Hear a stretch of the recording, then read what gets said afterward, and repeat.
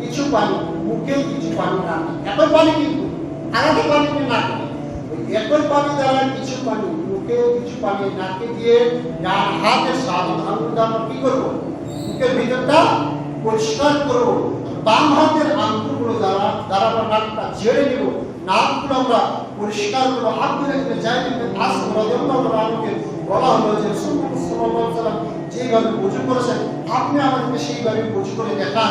বিস্তারিত বর্ণনার পর তিনি বলতেছেন, এরপরে রাসূলুল্লাহ সাল্লাল্লাহু আলাইহি ওয়াসাল্লাম পাত্রের ভিতরে হাত ঢুকিয়ে পানি এনে এক কুশ পানি নিয়ে একই পানি দ্বারা কুলি করলেন এবং নাকে পানি দিলেন এবং নাক পরিষ্কার করলেন। এইভাবে রাসূলুল্লাহ সাল্লাল্লাহু আলাইহি ওয়াসাল্লাম তিনবার করলেন। যে হাদিসটা আপনার রয়েছে মিশকাত 394 এবং 412 নম্বর হাদিস। এছাড়া রাসূলুল্লাহ সাল্লাল্লাহু আলাইহি ওয়াসাল্লাম তিনি আব্দুল্লাহ ইবনে যায়েদ বলেন, রাআইতু রাসূলুল্লাহ সাল্লাল্লাহু আলাইহি ওয়াসাল্লাম মান আলা واستنشق من الكف واحدة فعال ذلك ثلاثة।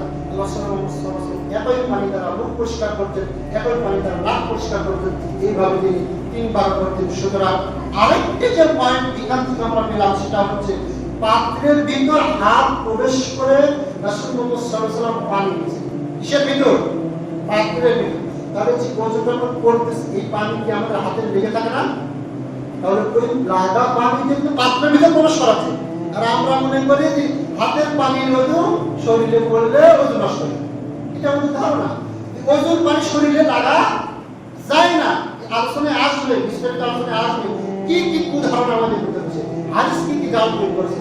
আমাদের একটা ধারণা ওজুর অন্তর্গত যে অঙ্গের যখন অঙ্গ দেওয়া সে অঙ্গের পানি যদি শরীরে লাগে তার ওজু বাতিল হয়ে যায়। চার হাদিস রাসূলুল্লাহ সাল্লাল্লাহু আলাইহি ওয়াসাল্লাম মশকের ভিতর হাত ঢুকিয়ে তিনি পানি দিয়েছেন। এই জিনিসটা হাদিস থেকে আমরা যেটা পেলাম।